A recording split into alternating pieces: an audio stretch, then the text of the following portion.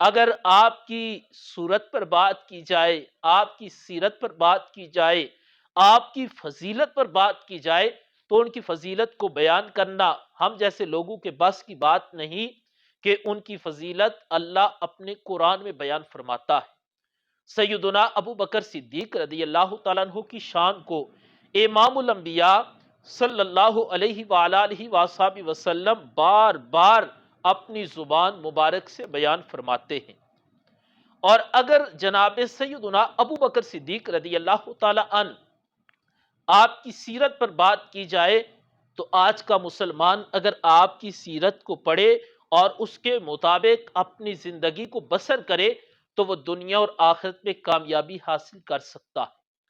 اور آپ کی زندگی کا ایک اہم ترین پہلو کہ اگر ہم اہل بیت اطہار رضوان اللہ علیہم اجمعین آپ کے ساتھ جناب سیدنا ابو بکر صدیق رضی اللہ تعالی عنہ آپ کی محبت اس کو بیان کریں یا اس کو پڑھیں، اہل بیت کی آپ کے ساتھ اور آپ کی اہل بیت اطہار کے ساتھ محبت، ہم اس کو پڑھیں یا اس کو بیان کریں تو اس میں آپ اپنی مثال آپ نظر آتے ہیں۔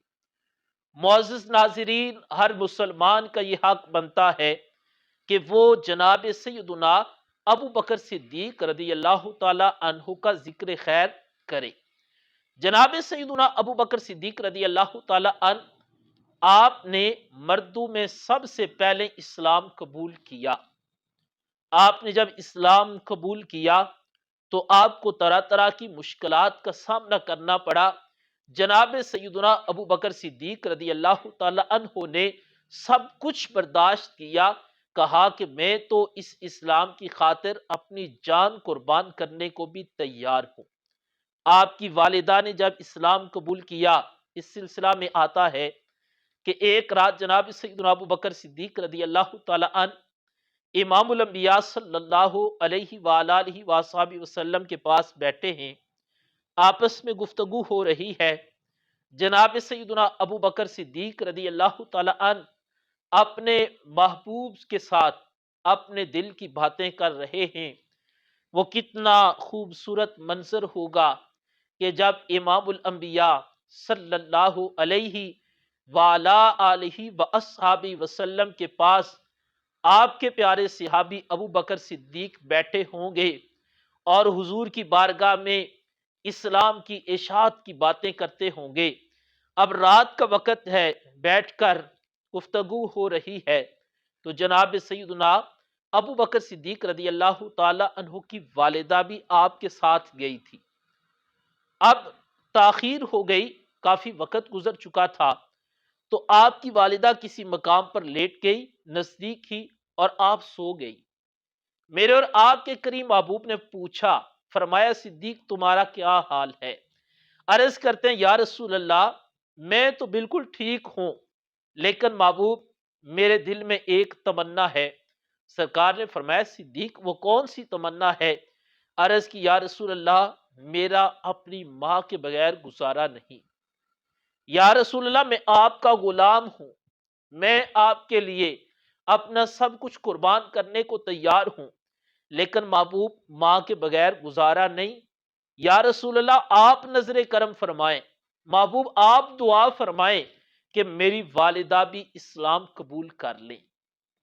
راوی کہتے ہیں حضرت سیدنا ابو بکر صدیق رضی اللہ تعالی عنہ آپ نے عرض کی، حضور نے دعا مانگی۔ صحابی بیان کرتے ہیں کہ آپ کی والدہ وہاں پر سوئی ہوئی تھی، حالت نیند میں وہ پکار اٹھی، اشہد ان لا الہ الا اللہ واشہد ان محمدا عبدہ ورسولہ۔ ادھر سرکار نے دعا کی، فوراً رب ذوالجلال نے آپ کی دعا کو اپنی بارگاہ میں قبول فرما لیا، اور جناب سیدنا ابو بکر صدیق رضی اللہ تعالیٰ عنہ کی والدہ نے اسلام قبول کر لیا۔ جناب سیدنا ابو بکر صدیق رضی اللہ تعالیٰ عنہ کے بارے میں امام الانبیاء فرماتے ہیں مجھ پر جس نے بھی احسانات کیے میں نے ان کے احسانات کا بدلہ دنیا میں چکا دیا ہے۔ فرمایا ایک شخص ایسا ہے کہ جس نے احسانات کیے اس دنیا میں اس کے احسان کا بدلہ میں نے نہیں دیا۔ عرض کی محبوب وہ کون ہیں؟ فرمایا وہ ابو بکر صدیق ہیں، انہوں نے جو احسانات کیے قیامت کے دن ان کے احسانات کا بدلہ اللہ انہیں عطا فرمائے گا۔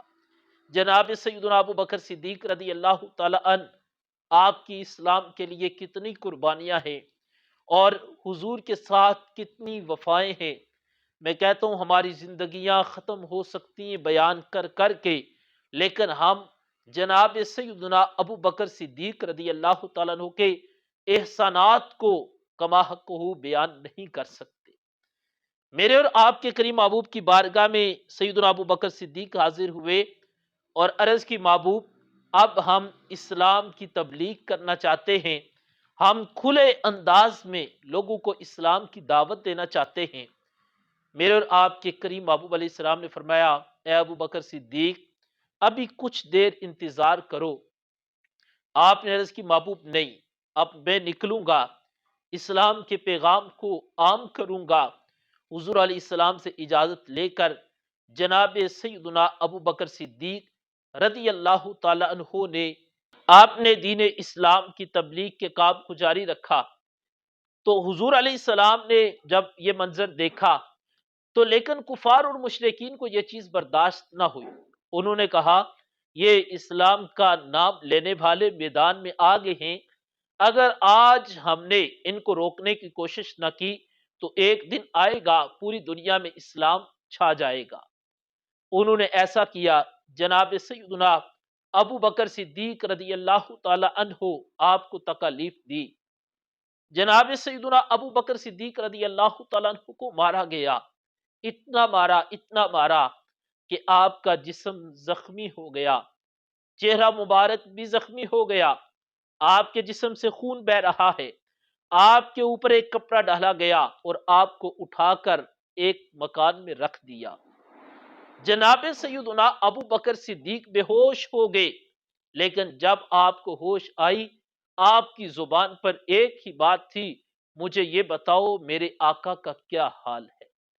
جناب سیدنا ابو بکر صدیق رضی اللہ تعالیٰ عنہ کو آپ کے رشتہ داروں نے کہا، ابو بکر صدیق جن کی وجہ سے تمہیں اتنی مار پڑی ہے، اتنی مصیبتوں کا سامنا ہے، اتنی تکلیف کو برداشت کر رہے ہو، اب تو ان کو چھوڑ دو۔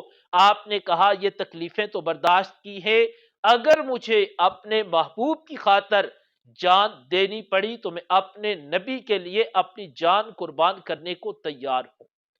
جناب سیدنا ابو بکر صدیق رضی اللہ تعالی عنہ آپ کو آپ کی والدہ کے پاس لے کر گئے، ہوش آئی، ماں نے جب یہ انداز دیکھا کہ میرے بیٹے پر تو اتنا ظلم کیا گیا ہے تو آپ کی والدہ نے فرمایا بیٹا پانی پی لو، کھانا کھا لو، کوئی چیز کھا لو۔ آپ نے کہا امی جب تک میں اپنے محبوب کو نہ دیکھ لوں اس وقت تک نہ کچھ کھاؤں گا نہ کچھ پیوں گا۔ جناب سیدنا ابو بکر صدیق رضی اللہ تعالی عنہ آپ بار بار یہی اصرار کر رہے اور یہی سوال کر رہے کہ بتاؤ میرے آقا کا کیا حال ہے۔ جناب سیدنا ابو بکر صدیق رضی اللہ تعالیٰ عنہ حضور علیہ السلام کی خدمت میں حاضر ہوئے اور آپ کو سہارا دے کر لایا گیا۔ تو جب حضور علیہ السلام نے دیکھا جناب سیدنا ابو بکر صدیق کو کہ اس انداز میں آپ کو لایا جا رہا ہے تو امام الانبیاء صلی اللہ علیہ وآلہ وصحبہ وسلم آپ کی آنکھوں میں آنسو آ گئے۔ حضور علیہ السلام نے وہ کتنا خوبصورت منظر ہوگا جب حضور نے دیکھا ہوگا کہ جناب سیدنا ابو بکر صدیق میری محبت میں اتنی تکلیفیں برداشت کرنے کے بعد میری خدمت میں حاضر ہوئے۔ حضور علیہ السلام نے جناب سیدنا ابو بکر صدیق سے پیار فرمایا۔